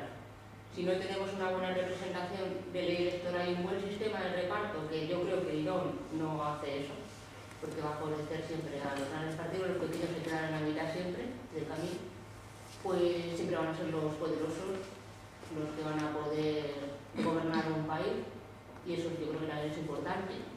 Yo creo que sí que hay que reformar esta Constitución, porque además las circunstancias que se dieron en aquel momento, pues claro, eran maravillosas para que esta floreciera después de 50 años de una dictadura. Para aquellos ciudadanos, como mis padres o mis abuelos, sería lo mejor del mundo que les haya ocurrido en ese momento. Nosotros ya hemos rodado con ella y hemos visto que hay cosas que hay que renovar, porque el mundo pues, ha cambiado. Y ahora mismo no somos los que eran hace 50 años, aunque tenga 37 años ahora mismo, todavía está joven, pero el mundo ha cambiado muchísimo, no tiene nada que ver, y además las circunstancias de España, como España. Y luego también, ¿qué credibilidad tiene una democracia, o sea, una democracia y sobre todo una carta magna, cuando pueden modificarla a su antojo, como en ningún país es zapatero, para su beneficio, o para el beneficio de los grandes y poderosos, ¿no? Efectivamente, otra vez, otorgando ese poder al poder financiero. ¿Qué credibilidad y qué grande puede ser una carta magna que pueden hacer eso en cualquier momento, sin contar conmigo, que yo soy al fin y al cabo la que le tiene que otorgar ese poder, que es el pueblo, con una democracia que no le da ninguna, pueden hacer lo que quieran en cualquier momento. Sin embargo, yo les pido, sí, miren, es que tienen que reformar esto y esto, porque es que eso no es justo, no lo hacen, porque no les conviene. Entonces ahí ya perdemos muchas cosas en el camino real, o sea, hay que ver. Es curioso cómo el melón es fácil de abrir o difícil de abrir, depende de lo que pidas, ¿verdad? Es como... El melón se puede abrir para cambiarlo cuando Maastricht, ahora con el pago de la deuda, pero cuando hay que meter otras cosas, el melón está cerradísimo, sin fisuras. Y es una pena. De hecho, muchas de los grandes momentos, pues como los que tenemos ahora, o de los años 60 y demás, los momentos en los que hay, digamos, una pelea por el sentido común, que dirían nuestros caras más visibles de Podemos, ¿no? Tiene mucho que ver, sí, tiene mucho que ver con el tema generacional, de que los hijos no se conforman con lo que los padres tenían, ¿no? Y bueno, pues por ejemplo, la super famosa locución de radio de Honecker, el último presidente de la República Democrática Alemana, ¿no? Diciendo, pero ¿por qué se marcha la gente vía Austria, vía Hungría, vía Checoslovaquia de aquí? Pero si aquí tienen libros, tienen calefacción, tienen escuelas, tienen hospitales. Pues porque han crecido en un mundo que les está enseñando que tienen derecho a, o sea, que pueden coger muchas más cosas, pueden tener mucha mayor movilidad social, y pueden tener casa, y pueden tener coches, y pueden tener dos vidas a la vez, ¿no? Es decir, son cosas que Honecker, una persona que ha vivido en los tiempos de la guerra y la posguerra, pues ni siquiera los pensó, ¿no? El con tener su ropa, sus estudios y sus cosas básicas, pues le parecía normal, y a toda su generación, ¿no? Y pasó también en los años 60, es decir, mucha gente que ya no tiene recuerdos porque no había nacido, porque nació en esa época de la Segunda Guerra Mundial y de la posguerra, la gente que no tiene recuerdos de eso es otra generación siguiente que dice, yo no me tengo que conformar con tener las 4 cosas que conseguisteis a partir de la guerra, ¿no? Yo quiero más libertad, y para libertad sexual y libertad de muchas más dimensiones, ¿no? Y efectivamente tiene mucho que ver con eso, ¿no? Es decir, nosotros somos una generación diferente a la de hace 40 años, que consiguió todo lo que consiguió, y nosotros con nuestras experiencias y con las expectativas que tenemos, pues, de hecho, mira, hay una teoría no me acuerdo del politólogo, ¿cómo se llama? Se llama la teoría J, se llama. Dicen que las revoluciones no están más cerca de pasar cuanto peor está una sociedad, sino cuanto mayor es la diferencia entre su situación y la situación que la sociedad piensa que debe tener. ¿Entendéis? Es decir, no, claro, por eso, en la India no hay revoluciones, y el 90% de la gente está en la calle por los suelos, la pobre, ¿sabes?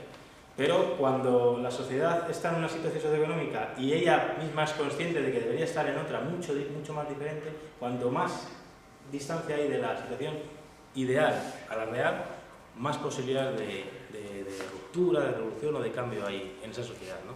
Y tiene mucho que ver con lo que tú dices, con el cambio de percepción entre generaciones, ¿no?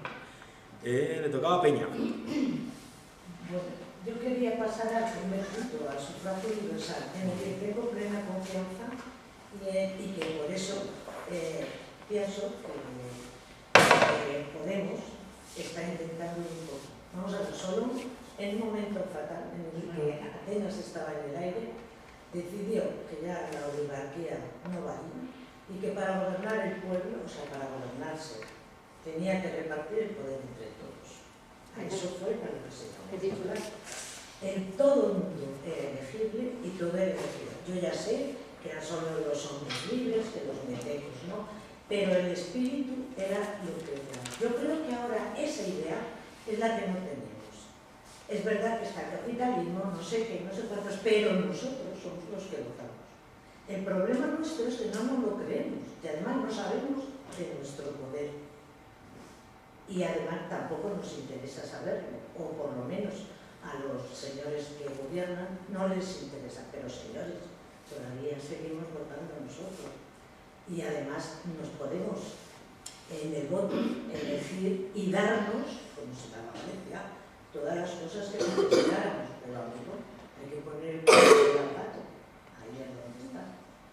Pues tienes razón, y además, mira, voy a decir una cosa que se me ha olvidado decir cuando hablábamos de Atenas, y son 4 ideas, 4 circunstancias que se daban y que invitan a reflexionar 2500 años después, y es el tema de la isegoría y la isonomía.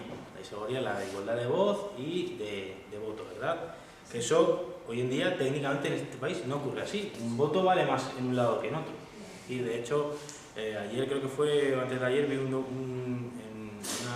publicación de sondeo electoral, decía que las próximas elecciones no se van a decidir, gracias a esta ley electoral tan buena que tenemos, no se van a decidir por Barcelona, Andalucía o Madrid, las va a decidir Castilla y León. Porque el sobrepeso de Castilla y León, la sobrerepresentación de Castilla y León, es a conciencia abrumadora. En muchos sentidos es abrumadora, ¿no? Y otra cosa, que es lo que tú dices, la conciencia de saber que tú formas parte de un todo y que todos tenéis el mismo voto y la misma fuerza.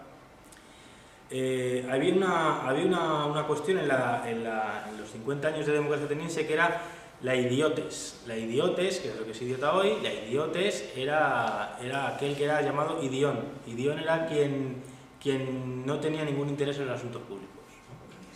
Entonces, idiota.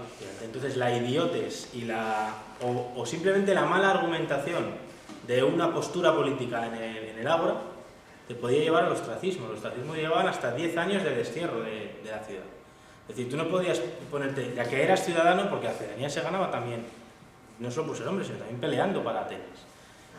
Y se consideraba pues muy grave que alguien se levantara en el ágora y dijera: hay que hacer la guerra a estos de allí de la otra punta del Peloponeso porque son muy feos. Por ejemplo, esto lo puede decir hoy un parlamentario tan a gusto. Y no pasa nada, habrá unas risas en el intermedio y poco más, pero esto estaba castigado jurídicamente en la Atenas clásica. Es decir, tú no podías coger, levantarte y argumentar lo que te diera a ti la gana como quisieras. Es decir, tenías que tener, pues eso, una estructura y saber que tenías que implicarte en ello. De hecho, lo último que quería comentar era que se intentaba por todos los medios que todos los ciudadanos, y mira que en su día, efectivamente, eso es, que en su día llegaron a ser casi 40.000. Casi 40.000 habitantes y podríamos hablar pues, de unas 8.000 personas, a lo mejor, o 10.000 en un ágora. Todos opinando por igual. Decía que todo ciudadano debe pasar por gobernante alguna vez en su vida, da igual que fuera pues, en el aerópago, en la eclesía, en la jerusía, donde fuera, en cualquier órgano de Atenas que fuera, se intentaba que todo ciudadano, al menos una vez en la vida, pasara por ser gobernante, pasara por los cuadros de gobierno. ¿Para qué? Pues para saber qué es ser gobernante y qué es ser gobernado, ¿no? Y me parecen pues, aspectos interesantísimos para transmitir hoy en día, ¿no? Como, digamos, como pedagogía política, como lo queramos llamar. Claro, porque daos cuenta la cantidad de gente que hemos obviado el participar en montones de cosas. Efectivamente. Porque no nos hará la gana. Y así no. Y así no, efectivamente. Mar. Bueno, yo, como he dicho antes, me has quitado la palabra cuando se empezó a hablar de el sentido común. Sentido común. Yo creo que en parte todo lo que sucede con esos derechos sociales que no se han llevado finalmente a cabo es porque el sentido común que existía en un momento determinado es distinto del que existe ahora. Y entonces, para nosotros, pues eso, el derecho a la sanidad pública, el derecho a una educación pública, el aquella época a lo mejor no era tan importante como puede ser ahora. Entonces yo creo que ese cambio de sentido común que tenemos, que se está produciendo entre todos nosotros, ¿no? Con esa mayor participación en democracia, o sea, con transmitir a la gente que para cambiar las cosas hay que participar, hay que pelear por lo que es tuyo, ¿no? Pues yo creo que eso es lo que va a hacer, o lo que yo creo que la gente siente, ¿no? A la hora de ver la necesidad de que se, como como el sentido común es distinto, pues se traduzca en un cambio en ese texto legal, ¿no? En esa Carta Magna, que como habéis dicho todos, es la inmensa mayoría de los que vivimos ahora no le hemos votado, ¿no? Entonces yo creo que es importante que ese sentido común lo transmitamos a todo el mundo y que tratemos de llegar a eso, que yo sí creo necesario que se cambie la Constitución. Hay muchos aspectos que que están desigualmente tratados y que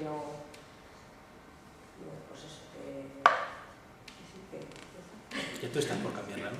Hombre, de hecho, si lo pensáis, fijaos que prácticamente quitando el Partido Popular y Ciudadanos, creo, todos los partidos están hablando de cambiar la Constitución, de reformarla, de retocarla. Eso es producto del cambio de sentido común. Es decir, no puede ser perfecta una Constitución de 1978, hace 40 años, teniendo en cuenta que tiene la parte buena, como decía Javier, la parte buena de no intentar mosquear a nadie, a ningún sector importante a nivel social o político de la época, pues se mete todo. El problema es qué prioridades, porque hay cosas contradictorias, evidentemente, ¿no? Entonces se hace una Constitución que mete todo, que tiene la parte buena de que tiene todo recogido, derechos sociales, derechos políticos, que evidentemente es una Constitución que está a años luz de cualquier Constitución que se haya hecho en este país nunca, aparte quitando la del 31, porque las del siglo XIX eran, pues ya lo sabéis, llegaba un gobierno, mi Constitución, llegaba otro, ahora la mía. Entonces estaba bastante bien. Y yo creo que eso es, lo más importante de todo lo que estamos hablando desde hace años, de todo, es el cambiar el sentido común.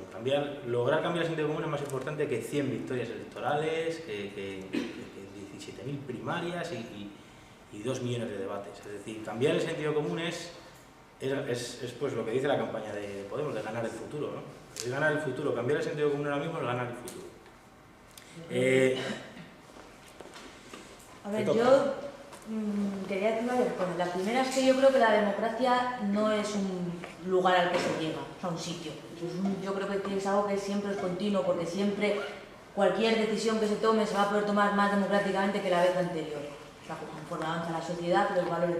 Y luego una cosa que creo que especialmente le va a gustar mucho a Maripeña, creo que lo fundamental para la calidad de democracia es la educación. La educación es la raíz de todo. Al final es la escuela, el colegio es uno de los primeros medios socializadores que influyen en nuestros valores, en nuestra forma de ver el mundo.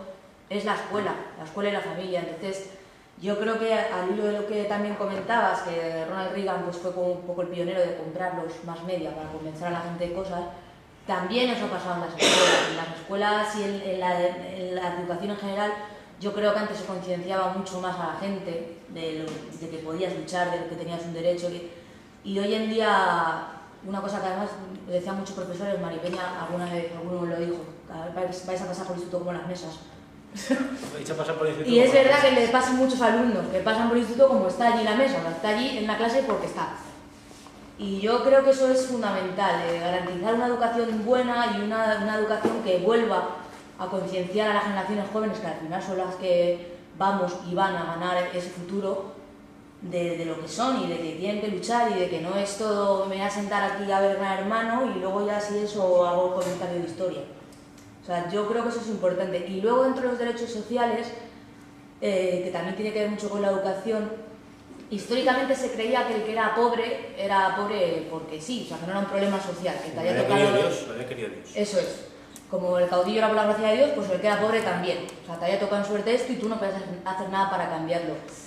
Y con el paso de la historia vimos que, sobre todo a partir del siglo XVIII, XIX, pues se empieza a tener otra visión, empieza a ver que la pobreza no es un problema social, es un problema de todos, y entonces nacen otros conceptos pues, como la exclusión social. La exclusión social tiene mucho que ver con, no es que no haya igualdad de oportunidades, porque las oportunidades que están ahí son iguales para todos, sino que el acceso a ellas no es la misma para todos los sectores de la sociedad. Y creo que en el ámbito de los derechos sociales, para que la calidad democrática de un país sea mejor, se tiene que incluir esa visión. No se trata tanto de tener una igualdad de oportunidades, sino de que el acceso a esas oportunidades que sí son iguales para todos sea el mismo, que ahí es donde radica, yo creo que la raíz de las desigualdades muchas veces. Sí, ciertamente. Igualdad en el acceso a las oportunidades. Bueno, pues yo voy a decir una cosa que es muy simple, porque no sé nada. Pues, ella es Pilar, mi abuela. Para todos. Señora. Que miren... Que te diga lo que diga, le aplaudís. Se les pagan más. Se ha muerto mi marido y me han dejado 630. No tengo ni para pagar lo que viene todos los meses, sin tirar. 5 recibos. Lo puedo presentar a donde quiera. Deberíamos también de tener derecho, como trabajo mucho. Yo he trabajado mucho. ¿Se entera usted? Pues eso también tienen que mirar. Sí, tienen que pensarlo. Tienen que mentar a los mayores sin mirar por ellos, porque ese dinero no es nada. Hemos trabajado mucho, hemos levantado España para que ahora no ven eso. Eso es lo mío, porque yo no sé de... Me parece... Yo no sé. La verdad, pero eso me duele mucho. No por mí sola, si queréis, os hago un adelanto. ¿Queréis hablar alguno más? Pues quería una opinión sobre la política exterior, que se debe aprovechar, ya que es internacionalmente conocido el bipartidismo que ha habido aquí, y sería el momento de dar un cambio, ¿no? en la política exterior. Sería una opción muy importante para el partido, ¿no? Obtener algo muy desigual a lo que siempre ha sido. Desigual me refiero a algo positivo. Sí, o sea, ¿te refieres a hacer un cambio en la política exterior, digamos, radical? O sea, es decir, en vez de... lo que siempre se ha conocido a nivel internacional, el bipartidismo siempre ha sido que se ha conocido, ¿no? Solamente se ha cambiado de nombre. A todas las de bipartidismo, en todos los países hay un bipartidismo instalado, ¿no? Y que... Sí, como el de aquí, claro, ¿no? Que internacionalmente se ha conocido. Entonces, digamos, podría ser, yo creo que debería aprovechar en la política exterior, ¿no? Sí. Sin duda, sin duda. Una de las cosas que siempre una de las oportunidades perdidas en la transición es virar a Sudamérica en la política exterior. Es muy importante. Porque, claro, hombre, evidentemente era mucho más goloso virar hacia el norte de Europa, ¿no? Pero, quiero decir, teniendo una comunidad, digamos, cultural, lingüísticamente hermanada con España, de más de 300 millones de personas, ¿no? Y por un porvenir que tiene Latinoamérica importante, pues virar a Europa siempre es una oportunidad que se perdió, ¿no? Pero que nunca es tarde para virar hacia unas relaciones más amistosas con Hispanoamérica, ¿no? Con Iberoamérica. Es cierto. Y al final, que no queréis meter nada más aquí. Yo quería decir una cosa, con lo que ha dicho Peña, y aunque yo lo había pensado antes, pero bueno, lo del sufragio universal.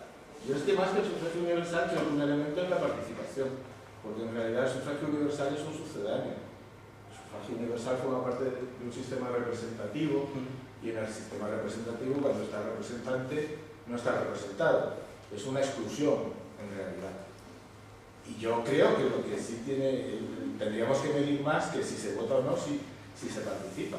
Yo personalmente soy partidario de la participación obligatoria, porque es obligatorio pagar impuestos, porque parece que es muy importante que el Estado tenga dinero, no es obligatorio participar en las decisiones, y debería ser.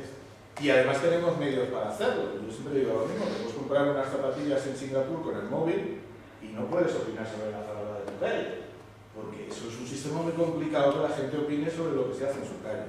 Pero tienes todas las facilidades del mundo si quieres comprar, si quieres vender y si quieres hacer. Que ya se puede hacer, pero no se quiere hacer. Y el sufragio universal, que es una conquista, no hay que negarlo, pero llega un momento en que a mí me parece que es meramente eso, un sucedáneo de participación para que la gente se quede contenta con tú votas. No, pero yo lo que entendía un sufragio universal no es la participación, sino Yo la digo, conciencia vas a hablar de participación de intervenir en una sociedad con poder, que es lo que tenemos, poder, el pueblo es, por eso es esto. Por eso, una cosita quiero decir. Por eso el otro día me quedé casi muy emocionada.